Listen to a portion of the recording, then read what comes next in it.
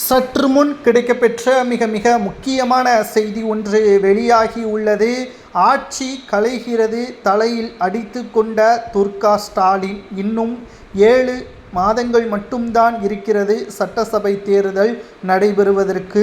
திமுகவிற்கு எதிராக விமர்சனங்கள் அதிக நாளாக பேசப்பட்டு வரக்கூடிய நிலையில், வெளிநாடு பயணம் முடித்துவிட்ட நிலையிலும் கூட திமுகவிற்கு எதிரான விமர்சனங்கள் மட்டும்தான் தமிழகத்தில் பேசப்படுகிறது.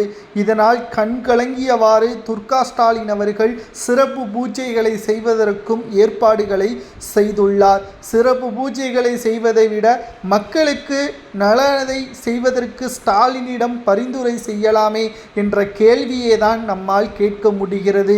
2021 சட்டசபை தேர்தலில் 3.5% வித்தியாசத்தில் தான் திமுக வெற்றியடைந்தது. இதைத்தான் நாம் மிக முக்கியமாக பார்க்க வேண்டும். மக்களவை தேர்தலில் புதுச்சேரியுடன் சேர்த்து 40 இடங்களில் வெற்றியடைந்திருக்கலாம். ஆனால் அதையும் இதையும் சமமாக நாம் ஒப்பிட்டு பார்க்க முடியாது. மக்களவை தேர்தல் என்பது வேறு, மாநிலங்களவை தேர்தல் என்பது வேறு. மாநிலங்களவை தேர்தலில் தற்பொழுது 2வது முறை. இதுவரைக்கும் திமுக ஆட்சி அமைத்தது கிடையாது. இந்த முறை திமுக ஆட்சி அமைத்துவிடும் என்ற நம்பிக்கையில் ஸ்டாலின் குடும்பம் இருக்கிறது.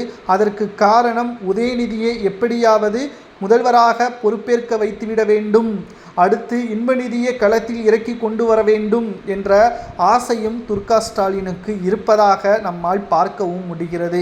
இந்த நிலையில்தான் ஆட்சி கலைகிறது என்ற செய்தி கேட்டவுடன் தலையில் அடித்து கதறும் விதமாக துர்கா ஸ்டாலின் அவர்கள் தற்பொழுது கோவில்களில் சிறப்பு பூஜைகளை செய்வதற்கு திட்டமிட்டுள்ளார். எப்படியாவது தனது கணவர் மீண்டும் 2வது முறை முதல்வராக தமிழக முதல்வர் இருக்கையில் அமர வேண்டும் என்ற ஆசையின்படி சிறப்பு பூஜைகளை பிரபல கோவில்களில் செய்ய தயாராக திட்டமிட்டிருப்பதாகவும் தற்பொழுது தகவல்களும் கிடைக்கப்பெற்றுள்ளது. இதில் நாம் மிக முக்கியமாக பார்க்க வேண்டியது, மக்கள் திமுகவை வெறுத்து விட்டார்கள். 3.5% வாக்குகளை விட மிகப்பெரிய ஒரு வாக்கு வித்தியாசத்தில் திமுக தோல்வியடையும். அதற்கு காரணம் தமிழக வெற்றி கழகத்தின் அரசியல் நுழைவு, திமுகவிற்கு எதிரான கருத்துக்கள், அதிமுக பாஜக கூட்டணி என்பதை நாம் பார்க்கும் பொழுது திமுகவிற்கு இந்த முறை தோல்வியான